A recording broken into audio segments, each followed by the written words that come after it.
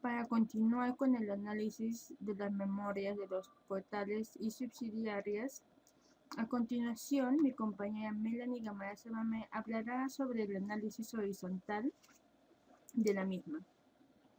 Bueno, vamos a ver lo que es el análisis horizontal de ventas y costo de ventas con variaciones absolutas y relativas.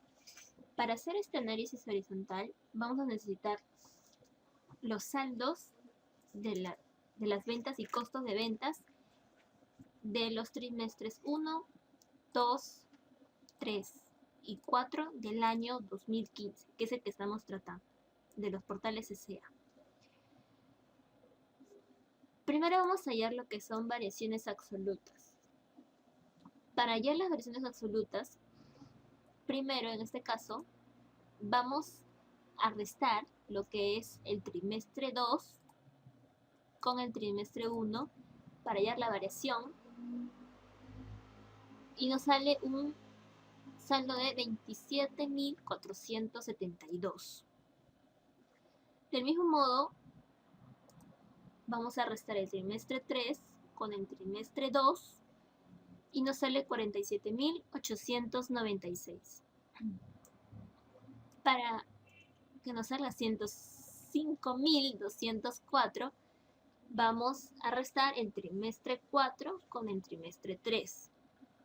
Estos saldos que hemos hallado son saldos positivos y nos demuestran que son incrementos. Si fueran negativos, si tuvieran un menos adelante, significarían que son decrementos. Estos saldos respecto a las ventas. Respecto al costo de ventas, vamos a hacer lo mismo, restar el trimestre 2 con el trimestre 1, saliendo 26.082.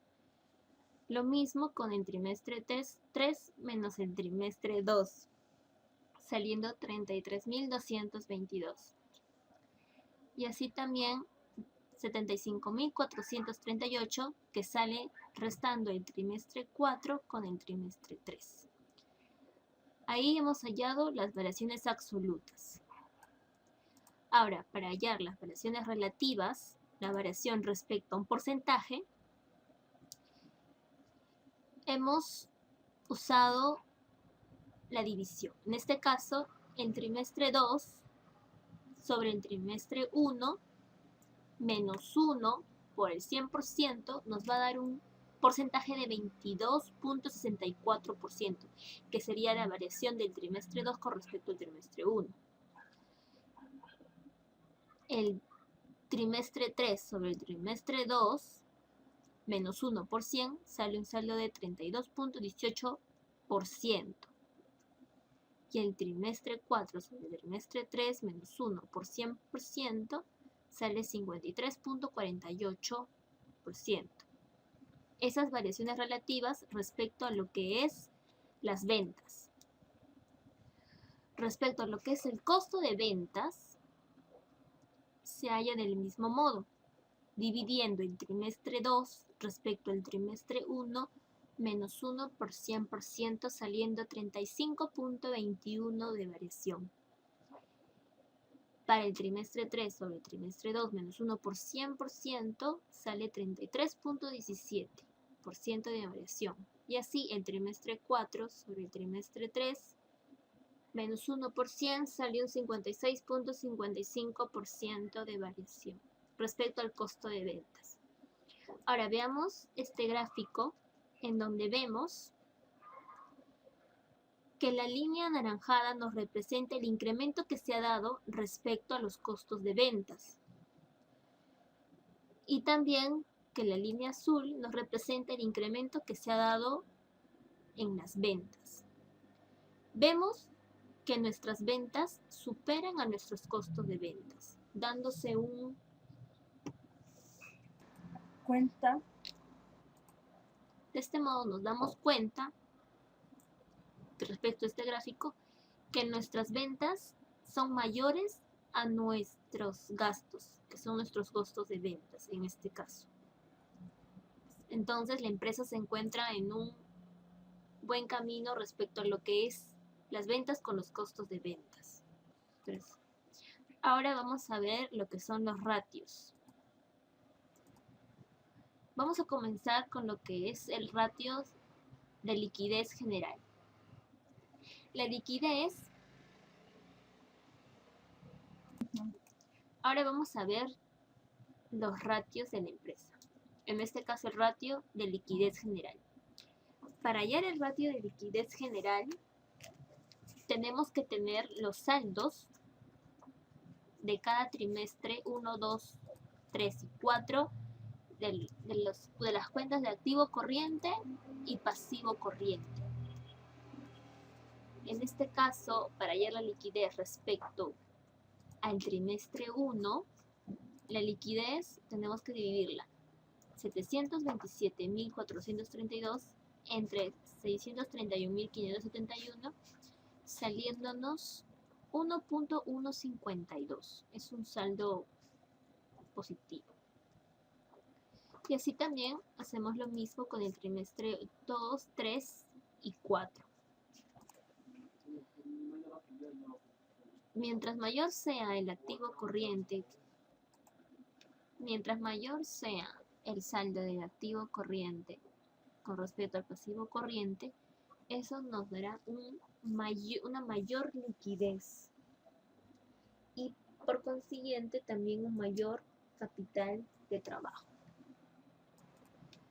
Para hallar el recíproco de la liquidez general, tenemos que dividir 1 sobre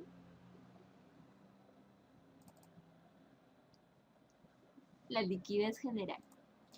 Hallando su recíproco significa qué porcentaje del activo es necesario para cubrir todo el pasivo corriente.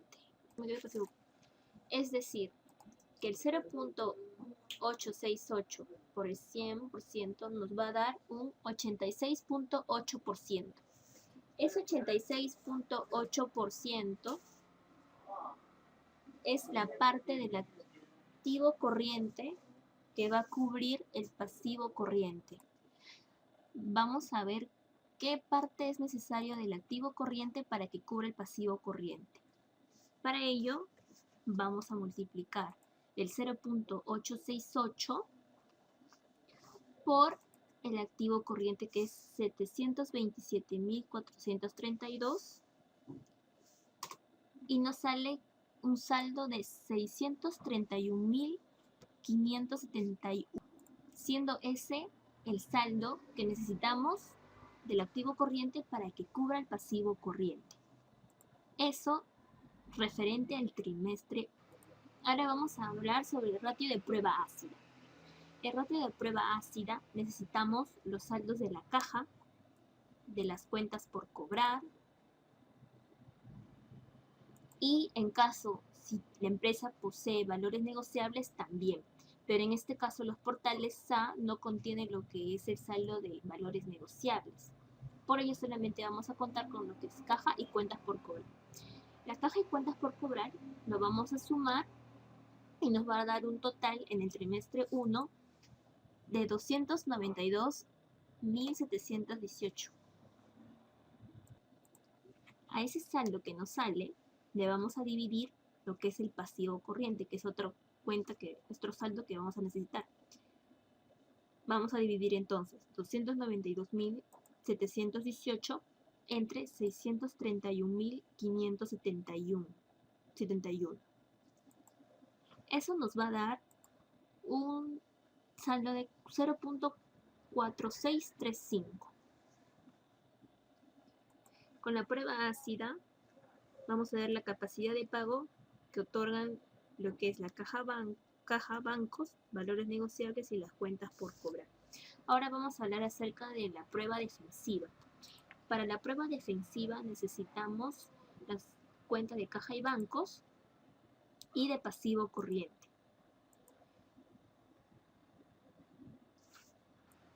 Ahora vamos a hablar de los ratios de prueba defensiva. Para esta prueba defensiva necesitamos lo que es las cuentas de caja y bancos y valores negociables. Pero como dijimos también en la prueba ácida, los portales A no contienen lo que es valores negociables. Por ello vamos a trabajar con lo que es caja y bancos y pasivo corriente. Caja y bancos se suma con valores negociables, pero como no poseemos valores negociables, el total de caja y bancos más valores negociables va a salir 47.968. A este saldo lo vamos a dividir con el pasivo corriente, que es 631.571, dándonos un resultado de 0.0760. ¿Ya? Y así vamos hallando también los saldos de trimestre 2, trimestre 3 y trimestre 4. Ahora vamos a ir a lo que es el ratio de capital de trabajo neto. Para este ratio vamos a utilizar los saldos de activo corriente y pasivo corriente. En este caso, para hallar el capital de trabajo neto, vamos a restar el activo corriente con el pasivo corriente, y en el caso del trimestre 1 nos va a dar un saldo de 95,861. Así también hacemos lo mismo con el trimestre 2, el trimestre 3 y el trimestre 4. Vemos que en el trimestre 1 es 95,861 y esto varía en el trimestre 2 subiendo a 98.267. Sube incluso en el trimestre 3, que es 160.899, y sigue subiendo en el trimestre 4 nuevamente con 263.298. Ahora vamos a hablar sobre el flujo de caja. El flujo de caja necesita lo que son las cuentas de utilidad neta y depreciaciones y amortizaciones. En este caso, lo que es los portales A y subsidiarias. Dentro de las depreciaciones que se encuentran en uno de los estados financieros, está incluido dentro de esas depreciaciones nuevamente las amortizaciones, siendo los saldos 3.806, 8.814, 13.692 y 19.276 respecto a cada trimestre, 1, 2, 3 y 4. Entonces, para hallar el flujo de caja necesitamos dividir la utilidad neta sobre las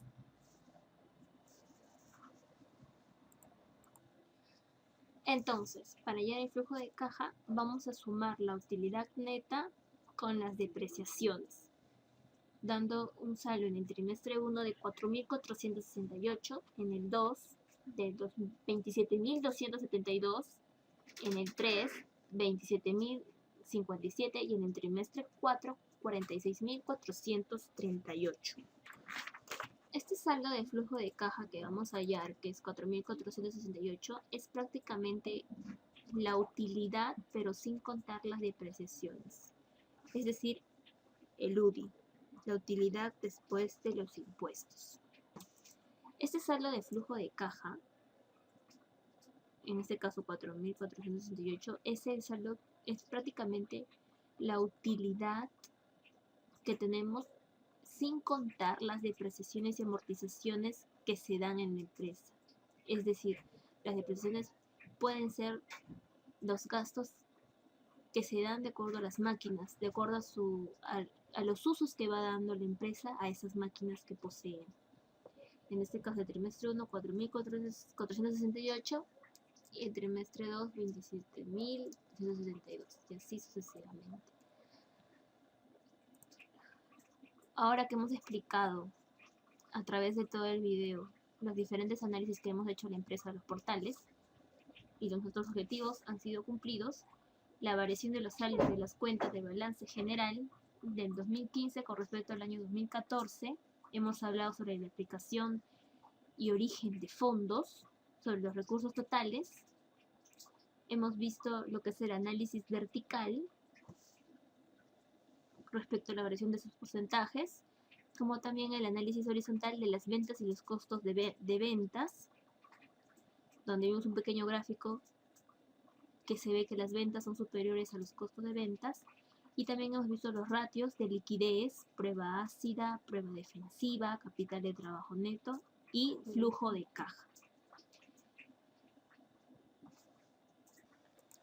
Como conclusión de todo lo que hemos explicado, la empresa Los Portales generó en el 2015 ingresos totales por 769 millones, siendo en el 2014 2.668 millones, representando un crecimiento de 15%. El margen de contribución fue de 253 millones, siendo en el 2014 213 millones, el equivalente a 33% de las ventas en el 2015 y en el 2014 32% de las ventas. La utilidad neta obtenida fue de 62.2 millones, monto mayor en un 34% respecto al año 2014, que tuvo un monto de 46.2 millones, y respecto al EBITDA ajustado fue de 183.5 millones, superior en un 18%, obtenido en el año 2014, el cual fue 155.9 millones. Agradecemos la atención prestada por ustedes, esperando que hayan sido claros los objetivos y el análisis representados en este video.